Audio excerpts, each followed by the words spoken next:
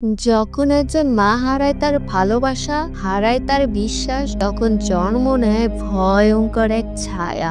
যে ছায়া শুধু তার নয়, ক্রাশ করে পুরো পরিবারকে। বন্ধুরা, ভয় পেলেন তো?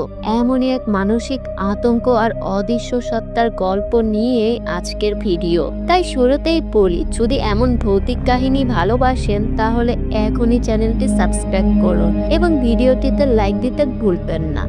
গল্পের শুরুতে দেখা যায় একটি গ্রামে ছোট্ট একটি ফার্ম হাউস, যেখানে বসবাস করে রেমোনা নামের এক মা এবং তার মেয়ে এবং ছেলে। এই সময় রেমোনা একটি ভিডিও দেখছিল। ভিডিওটি থেকে আমরা জানতে পারি রেমোনা এবং তার স্বামী অনেক ভালোবাসা দিয়ে এই ফার্ম হাউসটি তৈরি করেছিলেন এবং এই সমস্ত কিছু নিজেরাই সামলাতেন। এই ভিডিও দেখে রেমোনা বিষণ্ণ হয়ে পড়েন, কারণ একটি দুর্ঘটনায় তার স্বামীর মৃত্যু হয়েছিল। এই দুর্ঘটনাতে রেমোনা তার নিজের একটি পাও হারান। এটা কেবল শারীরিক ক্ষতি ছিল না, মানসিক ভাবেও পুরোপুরি ভেঙে পড়েছিলেন রেমোনা। ফলে তিনি আর ঠিকভাবে নিজের পরিবারের দেখভাল করতে পারছিলেন না। এই কারণে তার পরিবার খুব খারাপ অবস্থার মধ্য দিয়ে দিন কাটাচ্ছিল।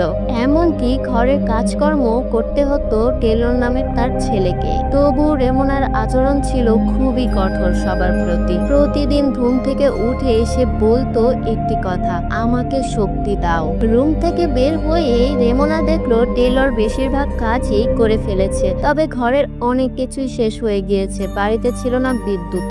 এসবের মধ্যেই হঠাৎ করে রেমোনার চোখ পড়ে তার বাড়ির উঠানে বসে আছে এক নারী। নারীটি পুরো শরীর কালো কাপড়ে ঢেকে রেখেছে। এই দৃশ্য দেখে ভয় পেয়ে যান রেমোনা। তিনি তার দুই সন্তানকে বাড়ির ভেতরে থাকতে বলেন এবং নিজে এগিয়ে যান সেই মহিলার কাছে জানতে সে এখানে কি করছে। তাকে ভয় দেখাতে রেমোনা বলে, আমার স্বামী একটু পরেই আসছে, তাই এখনই চলে যাও, ভালো হবে তোমার জন্য। কিন্তু তখনই সে নারী রেমোনাকে যা বলে, যা শুনে তার মাথা ঘুরে যায়। সে বলে, তোমার স্বামী তো মৃত, সেই অ্যাক্সিডেন্টে তো তোমার স্বামী মারা গিয়েছে, আর ওই দুর্ঘটনাতেই তুমি হারিয়েছো তোমার পা। রেমোনা এবার সত্যি ভয় পেয়ে যায়। তখনই সে নারী বলে, রেমোনা, আজ সেই দিন, যে দিনের জন্য তুমি আমাকে ডাকতে, আমি এসেছি।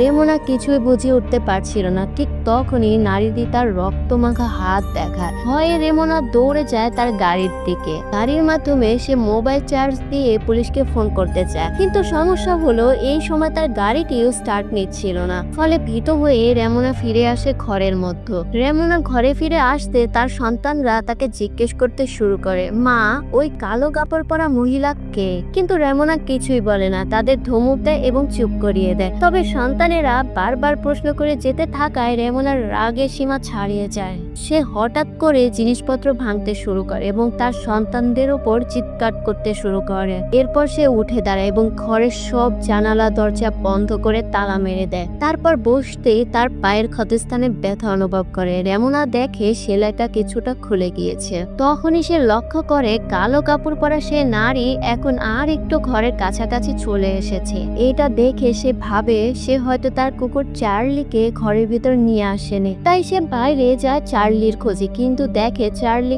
কোথাও নেই। তবে এই বিষয়টা সে তার সন্তানদেরকে বলেনি। এদিকে ভয় রেমোনার মধ্যকার রাগকেও অনেক বাড়িয়ে তুলছিল। সে আবারও টেলরকে ধমক দেয়, এমনকি নিজের মেয়েকেও চড় মেরে দেয়, কারণ মেয়ে বারবার আর অক্ষরটি উল্টা লিখছিল। হঠাৎই রেমোনার মনে পড়ে যায় এটা তো তেমন কোনো ভুলই না। সে বুঝতে পারে সে নিজের রাগে সে অনেক বেশি বাড়াবাড়ি করে ফেলেছে। তাই সাথে সাথেই সে তার মেয়েকে জড়িয়ে ধরে। ঠিক তখনই আয়নার দিকে তাকিয়ে সে দেখে তার হাতে একটি ছুরি, আর পরক্ষণে সে ছুরিটা তার মেয়ের ওপর বসিয়ে দেয়। কিন্তু হঠাৎই সে নিজের জ্ঞান ফিরে পায় এবং দেখে তার কোলের ওপর একটি বালিশ রাখা ছিল। সে আসলে বালিশের ওপরই ছুরি বসিয়েছে। সে বুঝতেই পারছিল না এই ছুরি কখন এলো, কে দিল, কিভাবে তার হাতে এলো।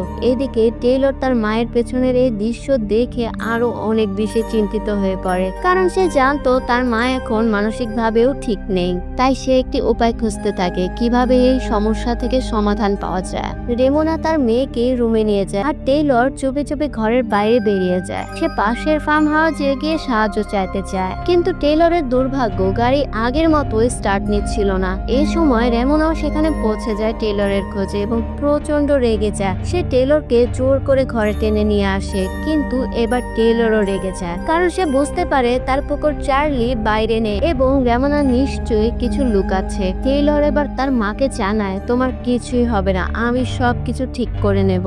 এই কথা বলে সে রেগে একটা রুমে ঢুকে পড়ে এবং তার পাপার জিনিসপত্র রাখা ছিল সেখান থেকে সে একটি বন্দুক তুলে নেয়। এমন সময় রেমোনা সেখানে উপস্থিত হয়। সে চিৎকার করে বলে, তুমি কি করছো, ওটা রেখে দাও। তাদের এই তর্কের সময় আমরা দেখতে পাই বাইরে সেই কালো কাপড় পরা মহিলা আর এক ধাপ ঘরের কাছাকাছি চলে এসেছে। এবার টেইলর রেগে গিয়ে বন্দুক হাতে বাইরে চলে যায়। সে বন্দুক তাক করে ওই মহিলার দিকে এবং বলে, এই মুহূর্তে আমাদের বাড়ি ছেড়ে চলে যাও। কিন্তু ওই মহিলাটি ভয় পায় না, বরং সে তার মুখ থেকে কাপড়টা সরিয়ে ফেলে এবং টেইলরকে বলে, তোমার মা তোমার সাথে সব মিথ্যা বলেছে। এই কথা শুনে টেইলর চমকে ওঠে এবং সে বলে, কি বলছো তুমি? উত্তরে সেই মহিলা আরো ভয়ানক এক সত্য বলে ফেলে। সে টেইলরকে বলে, তোমার বাবার মৃত্যুর আসল রহস্য জানতে চাও? তাহলে তোমার মাকে গিয়ে জিজ্ঞেস করো। টেইলর তখন ক্ষিপ্ত হয়ে ঘরে ফিরে আসে এবং সে রেমোনাকে জিজ্ঞেস করে, আমার বাবা কিভাবে মারা গিয়েছিলেন?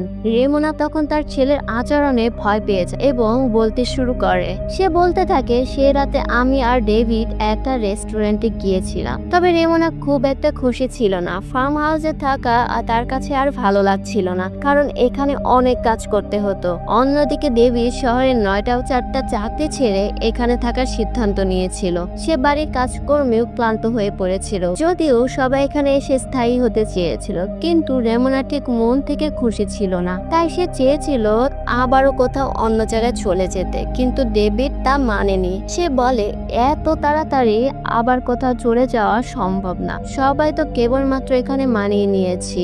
এই সময় তাদের মধ্যে তুমুল ঝগড়া হয় এবং তারা রেস্টুরেন্ট ছেড়ে বাইরে চলে আসে। এরপর আমরা দেখতে পাই সে রাতে রেমোনা গাড়ি চালাচ্ছিল। গাড়ি চালানোর সময় সে পেছনের আয়নায় সে কালো নারীকে দেখে ফেলে। এই দৃশ্য দেখে সে এতটাই ভয় পেয়ে যায় যে তার মাথা কাজ করা বন্ধ হয়ে যায়, আর তখনই এই দুর্ঘটনাটা ঘটে। মূলত সে তার সন্তানদেরকে বলেছিল ডেভিড গাড়ি চালাচ্ছিল এবং সেই দুর্ঘটনাতেই সে মারা গিয়েছিল, কিন্তু বাস্তবে রেমোনা ছিল সেই দুর্ঘটনার জন্য দায়ী। এই সত্য জানার পর টেইলর প্রচন্ড ভেঙে পড়ে এবং তার মনও ভরে যায় নেতিবাচকতা, এবং সে কালো মহিলার প্রভাব ধীরে ধীরে বাড়তে থাকে তাদের ঘরের ভেতর। এই সময় আমাদেরকে দেখানো হয় কালো কাপড় পরা সেই নারীর ছায়া আরো বড় হয়ে উঠছে। তার ভয়াল উপস্থিতি যেন পুরো ঘরকে গ্রাস করে নিচ্ছে, আর এই ছায়া থেকে বাঁচতে রেমোনা ও তার 2 সন্তান চলে যায় বাড়ির বেসমেন্টে। কিন্তু সেখানেও সে কালো নারী থেমে থাকেনি। এবার সে রেমোনার ছোট মেয়েটিকে টেনে নেওয়ার চেষ্টা করে একটি ছায়ার মতো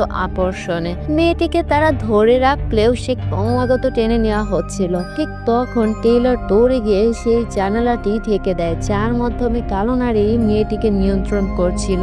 জানালাটি থাকতে তার ছোট বোন স্বাভাবিক হয়ে ওঠে, কিন্তু এখানেই শেষ নয়। ওই অশুভ অস্তিত্ব আবারও আঘাত হানতে শুরু করে। সে ঘরের লাইট ফ্লিক করতে থাকে, জিনিসপত্র নিচে ফেলে ভয় ধরায়। এরপর সে রেমোনাকে পুরোপুরি ক্রাশ করে নেয়, অর্থাৎ রেমোনার দেহে ভর করে বসে। এই ভর করা অবস্থায় একটি ভয়াবহ দৃশ্য দেখানো হয়, যেখানে দেখা যায় রেমোনা এবং সেই অশরীরী নারী একসাথে রয়েছে। এই অশুভ অস্তিত্ব রেমোনার মেয়েকে জড়িয়ে ধরে এবং ধোয়ার মতো মিলিয়ে যায়। টেইলর নিজের চোখের সামনে এই দৃশ্য দেখে হতবাক হয়ে যায়। সে দাঁড়িয়ে থাকে একা। এই অদৃশ্য নারী হঠাৎ করে রেমোনা ও তার মেয়েকে গায়েব করে দেয়। তারপর হঠাৎ করে দেখা যায় রেমোনা পেছন থেকে টেইলরের লাইটার নিয়ে নেয়। রেমোনা ও টেইলর একসাথে আবার খোঁজ করতে শুরু করে ছোট্ট মেয়েটির। এই করতে করতে রেমোনা এক ঘরে চলে যায়, যেখানে তার অতীতকে দেখানো শুরু করে। সেখানে সে দেখতে পায় ডেভিডকে। ডেভিড বেশ হাসি খুশি মুখে বলে, দেখো তোমার পছন্দের ফুলগুলো উঠানে ফুটেছে। রেমোনা তার কাছে এগিয়ে যায়, কিন্তু হঠাৎই দৃশ্য পাল্টে যায় আর দেখা যায় ডেভিড তাকে মারধর করছে। সে তাকে অত্যন্ত ভুলভাবে মারছিল।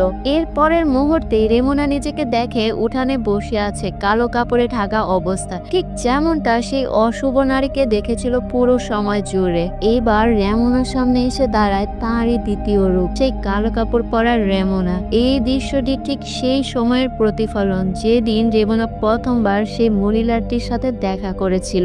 এরপর কালো কাপড় পরা রেমোনা মুখের ঘোমটা সরিয়ে দেয়। তারপর সামনে দাঁড়িয়ে থাকা রেমোনাকে অদ্ভুত ভঙ্গিতে বলে, আজ সেই দিন এসেছে যার জন্য তুমি এতদিন ধরে আমাকে ডাকছিলে। এরপর দৃশ্য কেটে যায়। রেমোনা আবার নিজেকে এমন জায়গা দেখতে পায় যেখানে তার 2 সন্তানও রয়েছে। তারা আবারও নিচে নামে আর তখনই সেই কালো কাপড় পরা নারী আবার সামনে এসে দাঁড়ায়। তাকে দেখে রেমোনা ভয় পেয়ে যায় এবং তার দিকে বন্দুক তাক করে দেয়। তখন সেই নারী বলে, আমি নিজের ইচ্ছাতে আসিনি, তুমি নিজেই আমাকে ডেকেছো। প্রতিদিন সকালে ঘুম থেকে উঠে তুমি বলতে আমাকে শক্তি দাও, তুমি নিজের জীবন শেষ করার শক্তি চাইতে, আর এখন আমি এসেছি তোমারটাকে সাড়া দিয়ে। এখানে রেমোনা ও সেই নারী একা হয়ে যায়। সেই কালো নারী এবার রেমোনাকে প্ররোচিত করে নিজেকে হত্যা করতে। সে বন্দুক রেমোনার গলায় ধরে এবং তাকে গুলি চালাতে বাধ্য করতে থাকে। এই ভয়ঙ্কর উত্তেজনার মধ্যেই পরবর্তী দৃশ্যে আমরা দেখি রেমোনা নিরাপদে ঘরের বাইরে এসে দাঁড়িয়েছে। তখন তার সন্তানেরা তাকে জিজ্ঞেস করে ওই মহিলা কোথায় গেল। রেমোনা শান্তভাবে বলে, এখন সে আর আসবে না, আমি তাকে তাড়িয়ে দিয়েছি এবং আমি আমার মতো এতটা সাহস তৈরি করেছি যে সে যদি আবার আসে আমি লড়তে পারবো। এরপর সবাই ঘরের ভিতরে চলে যায়। ঠিক তখনই ঘরের লাইটটা আবার চলে ওঠে আর তাদের হারিয়ে যাওয়া প্রিয় কুকুর চার্লিও ফিরে আসে। ঘরের ভেতরে আমরা দেখি একটি পেন্টিং যেটা রেমোনা নিজেই এঁকেছিল। আসলে সেই পেন্টিং এর মধ্যেই ছিল সেই কালো নারী যাকে আমরা পুরো মুভি জুড়ে দেখেছি।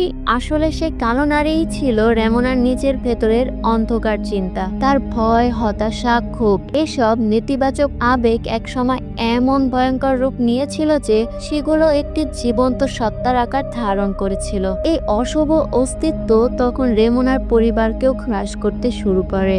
শেষ মুহূর্তে যখন রেমোনা সেই ঘর থেকে বেরিয়ে আসে, প্রকৃত অর্থে সে তার অন্ধকার চিন্তা ও আত্মঘাতী মানসিকতা থেকে বেরিয়ে এসেছে। এই কারণে সেই অশুভ সত্তাও শেষ হয়ে যায় আর তাদের পরিবারে ফিরে আসে আলো, শান্তি ও আশা। আর এভাবে শেষ হয় এক ভয়ঙ্কর শিক্ষণীয় মানসিক ভয়াবহতার গল্প। বন্ধুরা, রেমোনার এই গল্পে আমাদেরকে মনে করিয়ে দেয় আমাদের নিজেদের ভেতরের অন্ধকার যদি নিয়ন্ত্রণ করা না হয় তা এক সময় বাইরের দানবের রূপ নিতে পারে। আপনার চারপাশেও যদি কেউ এমন মানসিকভাবে বিপর্যস্ত হয় তাহলে দয়া করে তাকে সময় দিন, ভালোবাসা দিন।